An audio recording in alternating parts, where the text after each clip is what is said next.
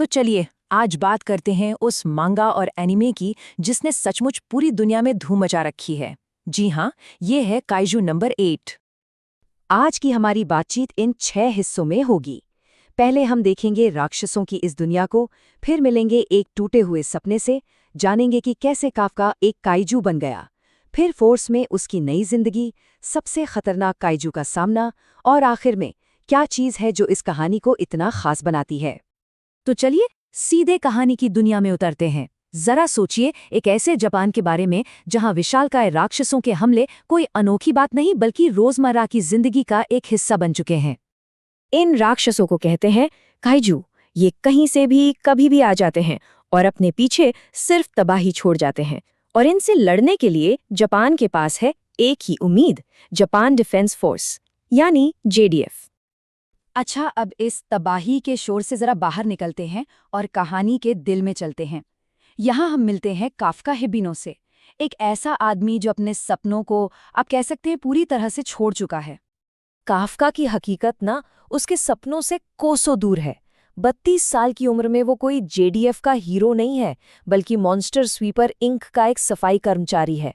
और उसका काम जंग के बाद काइजू के खून और उनके बिखरे हुए अंगों को साफ करना। मतलब वो लड़ाई का हिस्सा तो है, पर एक सिपाही की तरह नहीं, एक सफाई कर्मी की तरह। और एक बात है जो उसे हर रोज अंदर ही अंदर खाती है, वो है एक टूटा हुआ वादा। बचपन में उसने और उसकी दोस्त मीना आशिरो ने कसम खाई थी, हम साथ मिलकर काइजू से लड़ेंगे। आज मीना JDF की सबसे मशहूर कमांडरों में से एक है, और काफका काफका बस उसकी कामयाबियों की खबरें टीवी पर देखता है। लेकिन कहानी यहीं खत्म नहीं होती। असल में यहीं से तो शुरू होती है, एक ऐसी घटना के साथ जो काफका की पूरी दुनिया को हमेशा के लिए बदल कर रख देगी। सब कुछ बस एक पल में हो जाता है। एक छोटा अजीब सा कीड़े जैसा जीव, और वो सीधा उसके मुंह में घुस जाता है। और इससे पहले कि काफका कुछ समझ पाता, उसका शरीर बदलने लगता है। वो एक भयानक, बहुत ही ज्यादा ताकतवर, इंसान जैसे दिखने वाले काइजू में बदल जाता है। जापान डिफेंस फोर्स इस नए अनजान खतरे को एक कोड नेम देती है, काइजू नंबर 8, और ये नाम इतिहास के सबसे खतरनाक काइजू में से एक के तौर पर दर्ज हो जाता है। मगर इस कहानी का सबसे बड़ा ट्विस्ट तो यही है, इस राक्षस जैसे दिखने वाले शरीर के अंदर काफका का दिल और दिमाग वो पूरी तरह से इंसानी है। वो अब भी वही काफका है जो अपने टूटे हुए सपनों का बोझ उठाए घूम रहा था। बस फर्क इतना है कि अब वो एक चलते फिरते खतरनाक हथियार के अंदर कैद है। तो अब काफका क्या करें?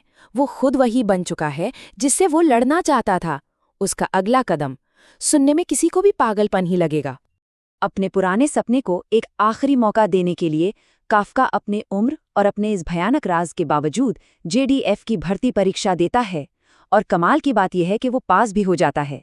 तो अब उसे दुनिया को काइजू से बचाना है, वो भी ये राज छिपाते हुए कि वो खुद उनमें से एक है।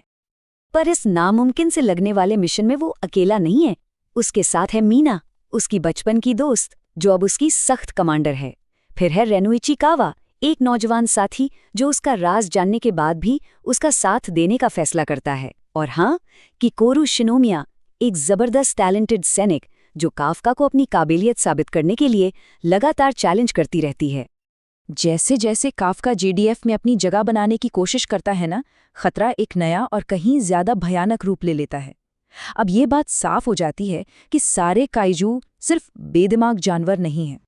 सामने आते हैं नंबर्स काइजू। ये सिर्फ ताकतवर नहीं बल्कि बहुत बहुत ज्यादा समझदार हैं। ये इंसानों की तरह सोच सकते हैं, प्लान बना सकते हैं और मिलकर हमले करते हैं। अब ये लड़ाई सिर्फ राक्षसों का शिकार नहीं रही, ये एक असली जंग बन चुकी है। और इनकी ताकतें तो सच में दिल दहला देने वाली हैं। ये खुद को किसी भी चोट से ठीक कर सकते हैं, ये इंसानों के शरीर पर कब्जा कर सकते हैं, और तो और नए और भी ज्यादा खतरनाक राक्षस पैदा कर सकते हैं। काइजू नंबर 9 जैसा दुश्मन जो अपनी बुद्धि से JDF को मात देता है, वो पूरी इंसानियत के लिए एक जीता जागता खतरा है। तो आखिर वो क्या बात है जो इस कहानी को इतना पसंद किया जा रहा है? यकीन मानिए, ये सिर्फ बड़े बड़े मॉन्स्टर्स की लड़ाई से कहीं ज्यादा है। इसकी सबसे बड़ी खासियत है इसका हीरो।